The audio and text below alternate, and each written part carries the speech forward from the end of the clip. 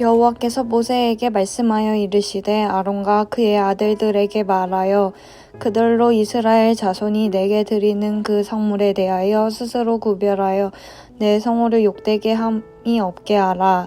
나는 여호와이니라. 그들에게 이르라. 누구든지 내 자손 중에 대대로 그의 몸을 부정하면서도 이스라엘 자손이 구별하여 여호와께 드리는 성물에 가까이 하는 자는 내 앞에서 끊어지리라. 나는 여호와이니라.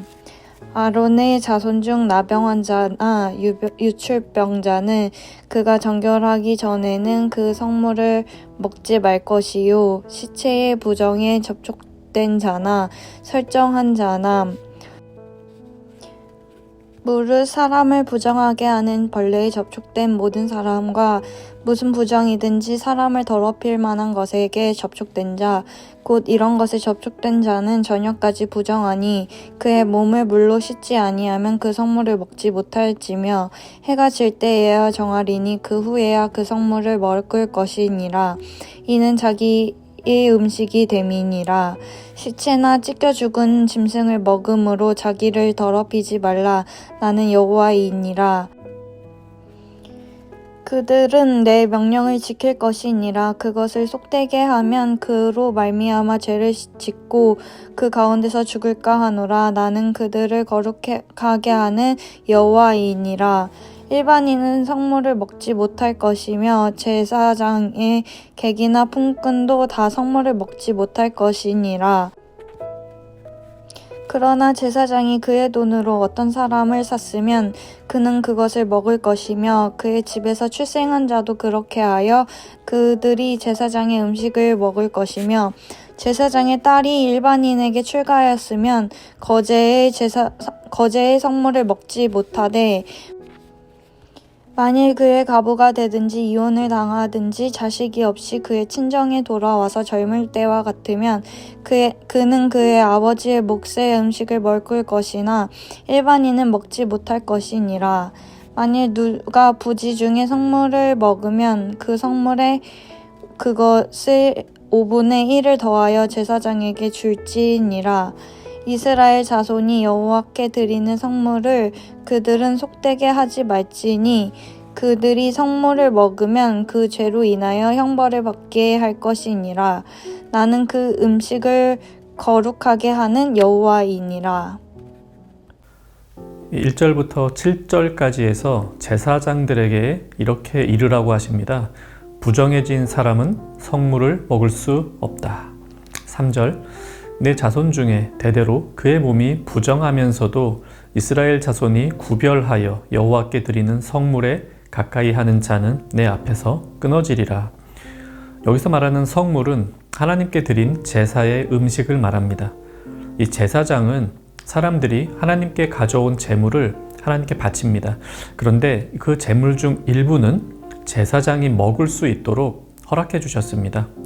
하나님께만 드리는 제물을 사람이 먹을 수 있다는 점에서 이 성물을 먹는다는 것은 특별한 의미를 가집니다. 이 구약의 제사는 예수 그리스도를 가리킵니다. 제물의 피를 통해 사람의 죄를 사하시고 그들을 받아주신 하나님께서는 궁극적으로는 그리스도의 피, 즉 아드님의 죽음을 통하여 우리의 죄를 사하시고 우리를 받아주십니다. 예수님은 우리를 위한 제물이 되십니다. 그래서 제사의 음식을 먹는다는 것을 우리에게 적용하면 우리 위에 제물 대신 그리스도를 먹는다는 의미입니다. 성찬이죠. 그리스도의 몸과 피를 먹고 마시는 성찬. 이 성찬식에도 오늘 본문에 나타나는 것과 같은 원칙이 적용됩니다. 즉, 자신을 더럽힌 상태에서는 그리스도의 몸과 피를 먹고 마실 수 없습니다. 고린도전서 11장 28절 29절입니다. 사람이 자기를 살피고 그 후에야 이 떡을 먹고 이 잔을 마실지니 주의 몸을 분별하지 못하고 먹고 마시는 자는 자기의 죄를 먹고 마시는 것이니라. 성찬에 참여하여 그리스도의 몸과 피를 먹고 마시는 이들은 먼저 자신의 죄를 살펴야 합니다. 이 말은 죄를 지은 상태에서는 성찬에 참여할 수 없다는 의미는 아닙니다. 그렇게 치면 어느 누구도 성찬에 참여할 수가 없습니다. 이 자신의 죄를 먼저 살펴야 한다는 말은 자신이 죄인임을 인정하는 자만이 성찬을 받을 수 있다는 의미입니다. 자격이 있어서 그리스도의 몸과 피를 당당하게 먹는 게 아닙니다. 능력이 있어서 그분의 몸과 피를 사서 먹는 것도 아닙니다. 오직 하나님의 은혜입니다. 분명히 구약의 제사 음식은 하나님께 바쳐지는 것인데 하나님께서 그중 일부를 제사장들에게 먹을 수 있도록 허락해 주신 거죠. 제사장들이 자격이 있어서가 아닙니다. 이것을 오해하고 제사 음식을 먹는 걸 마치 자신의 특권인 양 여기면 안 되겠죠.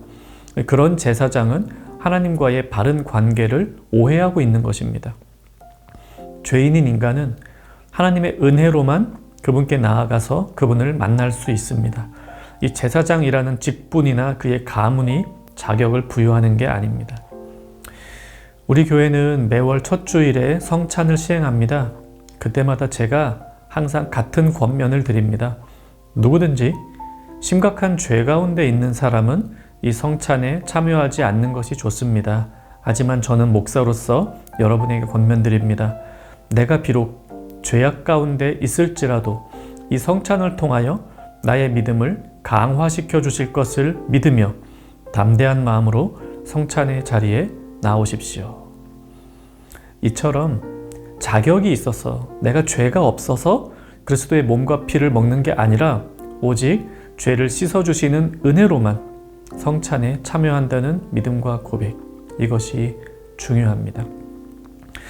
오직 은혜로 그리스도의 몸과 피를 먹을 수 있다는 이 적용은 이 본문에 나오는 다른 규례를 통해서도 확인할 수가 있습니다. 이 본문에 보니 제사 음식은 오직 제사장들만이 먹을 수가 있습니다. 그런데 제사장이 아닌 다른 사람이 제사 음식을 먹을 수 있게 되는 경우가 있습니다. 11절, 제사장이 그의 돈으로 어떤 사람을 샀으면 그는 그것을 먹을 것이며 그의 집에서 출생한 자도 그렇게 하여 그들이 제사장의 음식을 먹을 것이며, 제사장이 돈을 지불하고 자신의 종으로 산 사람은 이제 그도 제사장처럼 제사 음식을 먹을 수 있습니다. 또한 그 종의 가족들도 이 제사 음식을 먹을 수가 있습니다. 그야말로 자격 없는 이에게 하나님의 것을 나누어 주시는 은혜이죠. 다만 제사장이 합당한 값을 지불해야만 합니다. 이 말씀 우리 신약으로 적용해 볼까요? 우리같이 자격 없는 이들이 그리스도의 몸과 피를 먹고 마시게 하기 위해 하나님께서는 값을 지불하셨습니다. 그의 아들의 생명이라는 값입니다. 우리는 그저 야 너희들도 와서 먹어라 이런 식으로 값싸게 성찬에 참여하는 게 아닙니다. 그리스도께서 그의 피로 우리를 사셨기 때문에 성찬에 참여할 수 있고 아버지 하나님께 가까이 나아갈 수 있게 되었습니다. 이것을 잊으면 안 되겠습니다. 우리 말씀 생각하며 같이 기도합시다. 특별히 오늘은 감사하는 기도로 하나님께 올려드립시다. 자격 없는 나에게 그리스도의 몸과 피를 먹을 수 있게 하신 그 은혜에 감사합시다. 또 그리스도의 목숨으로 우리를 구원하신 하나님의 은혜에 감사합시다. 오늘 하루 하나님의 은혜에 더 깊이 감사하는 청년가족 되시기를 바랍니다.